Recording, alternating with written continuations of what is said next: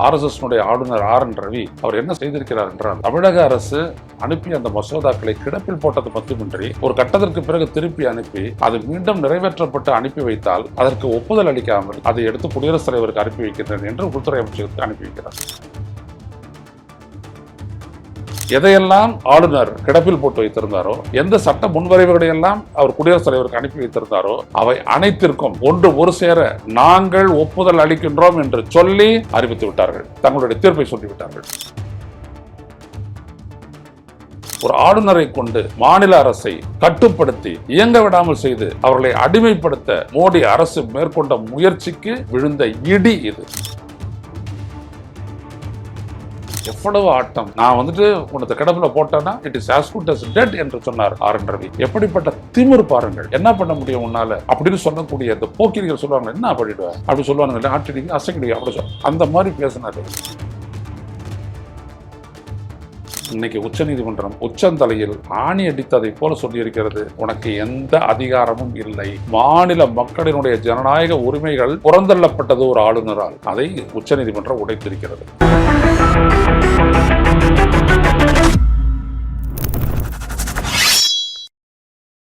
வணக்கம் தோழர்களே, ரோசா செய்தியின் வாயிலாக இன்று மீண்டும் உங்களை சந்திப்பதில் பெரும் மகிழ்ச்சி அடைகின்றேன். இந்தியாவினுடைய அரசமைப்பு சட்டத்தினுடைய வலிமை இன்றைக்கு ஆளுநரின் மூலம் ஒரு மாநில அரசினுடைய உரிமை பறிப்பிற்கு முற்றுப்புள்ளியாக விழுந்துள்ளது. ஆளுநருக்கு எதிராக இந்திய உச்சநீதிமன்றத்தின் 2 நீதிபதிகள் JP பர்திவாலா மற்றும் மகாதேவன் ஆகியோர் கொண்ட நீதிமன்ற அமர்வு மிக முக்கியத்துவம் வாய்ந்த ஆழமான ஒரு தீர்ப்பை அளித்திருக்கிறது. ஒரு மாநில சட்டப்பேரவை இயற்றிய மசோதாவை, சட்ட வரைவை பெற்றுக்கொண்ட ஆளுநர் உடனடியாக அது ஏற்றுக்கொள்ளத்தக்கதாக இருந்தால் அதற்கு ஒப்புதல் ஏற்பிசை வழங்க வேண்டும். இல்லை என்றால் எதற்காக தன்னால் ஏற்க முடியாது என்பதனை சொல்லி மாநில அரசுக்கு திருப்பி அனுப்ப வேண்டும். அவ்வாறு திருப்பி அனுப்பிய பிறகு மாநில அரசு அதனை மீண்டும் நிறைவேற்றி அனுப்பினால் அப்பொழுது ஒரு ஆளுநருக்கு வேறு எந்த ஆப்ஷனும் கிடையாது, வேலையும் கிடையாது, வழியும் கிடையாது. அவர் அதற்கு ஒப்புதல் தந்து அங்கீகரிக்க வேண்டும் என்று சொல்லியிருக்கிறது. இது ஒரு தீர்ப்பு.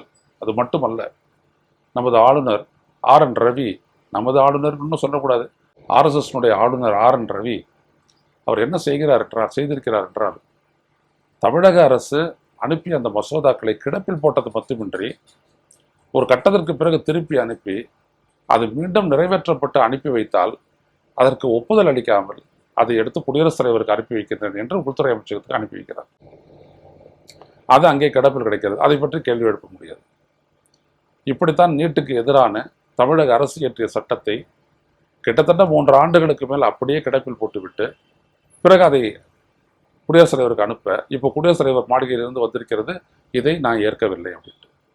இதற்கு மேல் தான் நீதிமன்றத்துக்கு போக முடியும். எப்படி செய்கிறார்கள், எப்படி விளையாடுகிறார்கள் என்று பாருங்கள். அதை போலவே இவர் குடியரசுத் தலைவருக்கு அனுப்பினார். அதையும் நீதிமன்றம் கடுமையாக கண்டித்திருக்கிறது. நீங்கள் குடியரசுத் தலைவருக்கு முதல் ஆப்ஷன்லேயே அனுப்பிடலாம், ஆனால் அதற்கான காரணம் என்னன்றதை நீங்கள் சொல்லணும். அப்படி சொல்லாமல் நீங்கள் அனுப்பி வைக்க முடியாது. நீங்கள் எதையும் ரகசியமாக வச்சு செயல்படுத்தக்கூடாது. வெளிப்படையாக மாநில அரசுகிட்ட நீங்கள் சொல்லணும். சொல்லிட்டு அதுக்கு வரக்கூடிய பதிலை பொறுத்து உங்களுடைய மேல் நடவடிக்கை இருக்கலாம். ஆனால் ஒரு சட்டத்தை நீங்கள் மாநில அரசுகிட்ட அனுப்பி உங்களுடைய குறைபாடுகளை சொல்லி அது திருத்தி அமைத்தாலும் அமைக்காவிட்டாலோ அப்படியே அவர்கள் மீண்டும் நிறைவேற்றி அனுப்பினால் நீங்கள் குடியரசுத் தலைவருக்கு அனுப்ப முடியாது. நீங்கள் நிறைவேற்றி ஒப்புதல் கொடுத்து தான் நீங்கள் திருப்பி அனுப்ப வேண்டும் என்று சொல்லிவிட்டது. அது மட்டுமல்ல, மற்றொரு முக்கிய கூறு, பல்கலைக்கழகங்களினுடைய வேந்தராக ஆளுநர் செயல்பட்டிருப்பதை நீக்கக்கூடிய ஒரு சட்டத்தை தமிழக அரசு நிறைவேற்றியது. அந்த சட்ட வரைவும் கூட நாங்கள் ஒப்புதல் அளிக்கின்றோம் என்று சொல்லி அரசமைப்பு ரீதியான அவருடைய அதிகாரத்தை பயன்படுத்தி அரசமைப்பு சட்டப்பிரிவு 143 அந்த 143 படி பார்த்தீர்களானால் அதில் முக்கியமான அரசமைப்பு தொடர்பான அந்த விடயங்களில் இந்திய உச்சநீதிமன்றம் தனது அதிகாரத்தை பயன்படுத்தி enforcement of decrees and orders of supreme courts and orders first to discovery etc.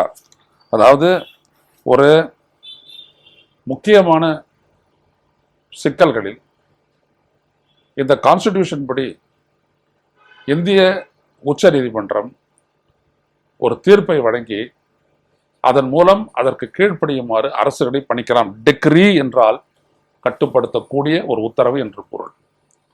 அப்படிப்பட்ட ஒரு உத்தரவாக எதையெல்லாம் ஆளுநர் கிடப்பில் போட்டு வைத்திருந்தாரோ, எந்த சட்ட முன்வரைவுகளை எல்லாம் அவர் குடியரசுத் தலைவருக்கு அனுப்பி வைத்திருந்தாரோ, அவை அனைத்திற்கும் ஒரு சேர நாங்கள் ஒப்புதல் அளிக்கின்றோம் என்று சொல்லி அறிவித்து விட்டார்கள். தங்களுடைய தீர்ப்பை சொல்லிவிட்டார்கள்.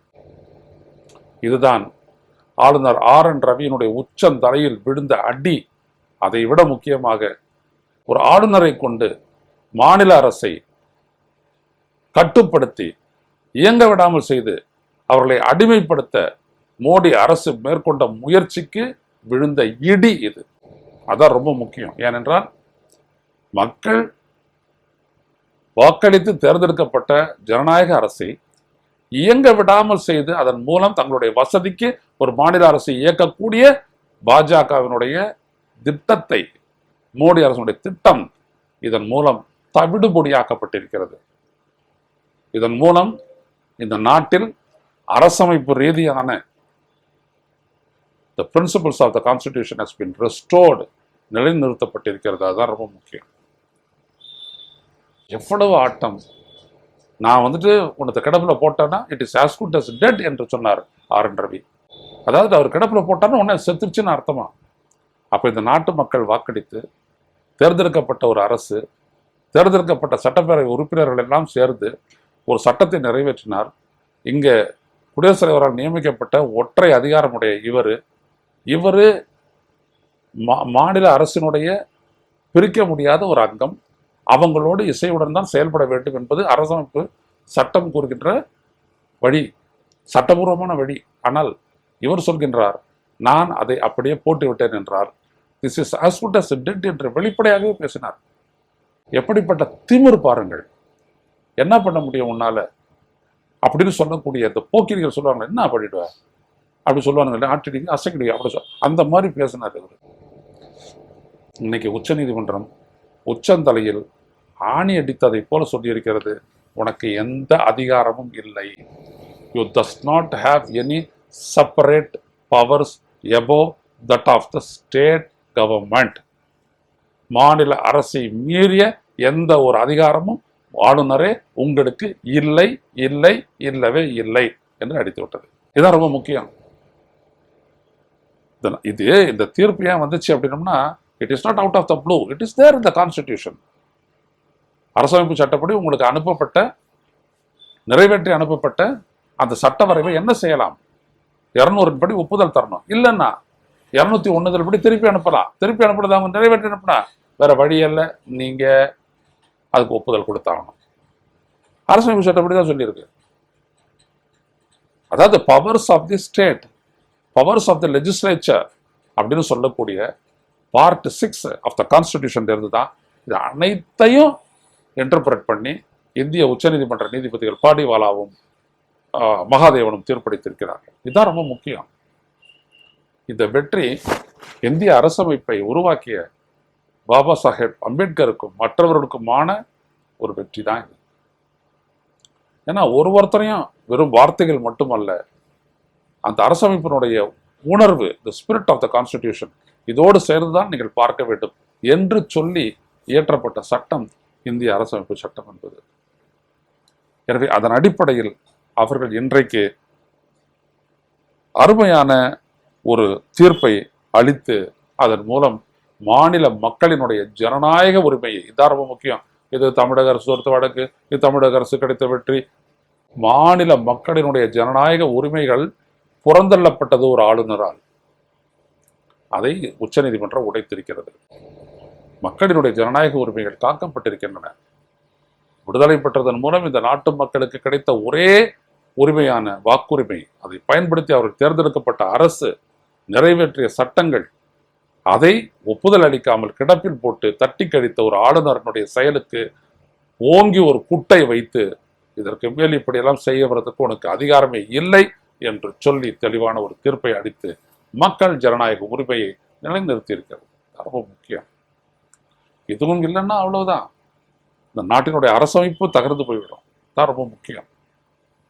எனவே அப்படிப்பட்ட ஒரு தீர்ப்பை இந்தியாவுடைய உச்ச நீதிமன்றம் இன்றைக்கு வழங்கி இருக்கிறது. அதுலேயும் முக்கியமா இந்த துணைவேந்தர்களை நியமிக்கிற அதிகாரம் ஆளுநருக்கு தான் இருக்காது. ஒன்றும் பண்ண முடியாது. ஆய்ப்புன்னு கிளப்பி விடுறாங்க. இந்த ஊடகத்துல வந்துட்டு இந்த வலதுசாரி சிந்தனையாளர்கள் அப்படின்ற ஒரு டுபாக்கூர் கும்பல், அதெல்லாம் எப்படி ஆளுநரை கேட்க முடியும், அதெல்லாம் எப்படி குடியரசுத் தலைவர் கேட்க முடியும்ட்டு முட்டாள்தனமாவே பேசிட்டு இருந்தாங்க.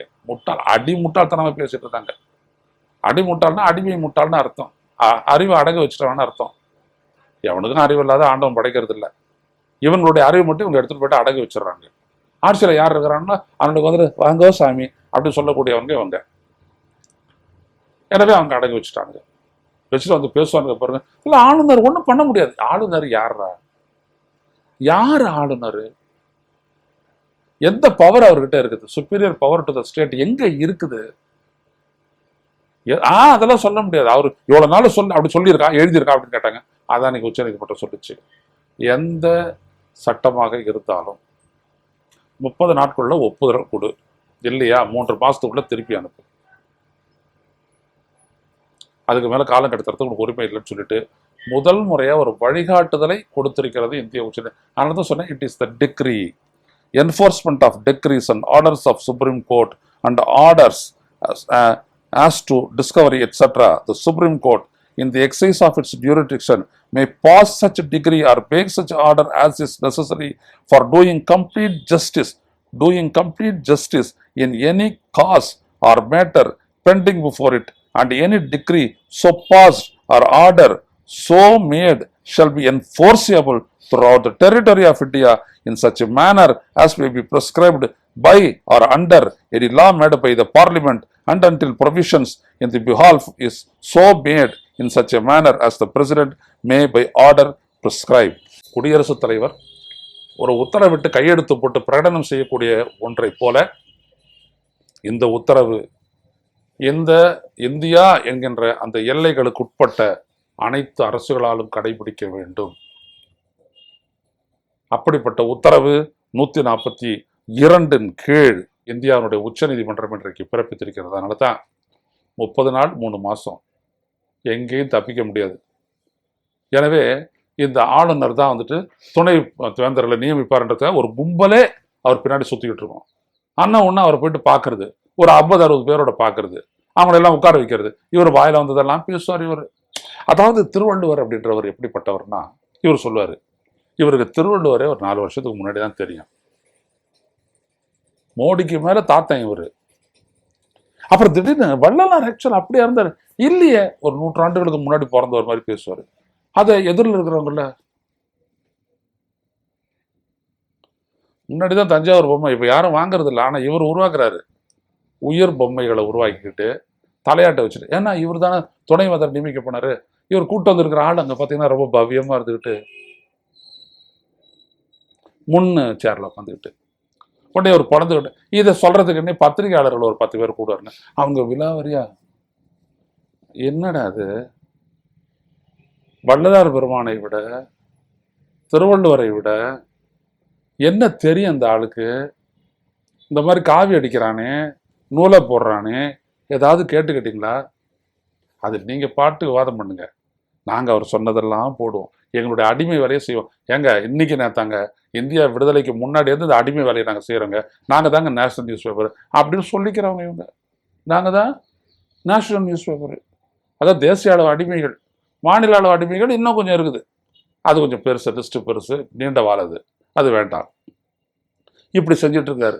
உடனே துணைவேந்தர் அப்படியே பல்கலைக்கழகங்கள்லாம் இன்னும் அவருடைய பாக்கெட்டில் இருக்கிற மாதிரி அப்படி வச்சுட்டு அவர் நடந்து வர தோரணை எல்லாம் பாருங்கன்னா ரொம்ப தமாஷா தான் இருக்கும் எல்லாங்க. இவங்கெல்லாம் ஜனநாயக நாட்டுக்கு, ஜனநாயக அரசியலுக்கு தோதானவர்கள் அப்படின்லாம் அப்படி இருக்கும். இப்போ என்ன பண்ணிடுச்சு, அந்த வேலையே ஒன்று கிடையாதுன்னுடுச்சு. இப்போ உயர்கல்வித்துறை அமைச்சர் ஆகி போயிட்டாரு ஸ்டேட்டு. அவங்க 3 பேரை நியமிக்க போகிறாங்க. ரெகமெண்ட் பண்ண போகிறாங்க, இவங்க நியமிக்க போகிறாங்க. இதுக்கு மேலே இவருக்கு என்னன்னா, டீ காஃபி குடிச்சிட்டு இந்த அவல் பாயாசம் போன்றதெல்லாம் செஞ்சு கொடுக்க சொல்லி சாப்பிட்டுட்டு, ரைட்டா, பதவி பிரமாணம் வந்துச்சுன்னா அது சொல்லணும், அவ்வளோதான். இல்லாட்டி உங்களுடைய பாஸ் அங்கேருந்து உத்தரவிட்டாருன்னு வச்சுக்கோங்களேன், டெல்லியிலேருந்து உத்தரவிட்டாருன்னா, தமிழக அரசியல் சட்டம் ஒழுங்கு சரியில்லை என்பதற்கான காரணங்கள் கீழே அண்ணாமலை அவரால் தொகுத்து, இப்போ அண்ணாமலை இல்லை வேற ஒருத்தர் அவரால் தொகுத்து தரப்பட்டிருக்கிறாங்க அப்படி சொல்லிட்டு அதை ரிப்போர்ட் அனுப்பணும். இதுதான் அவருடைய வேலை.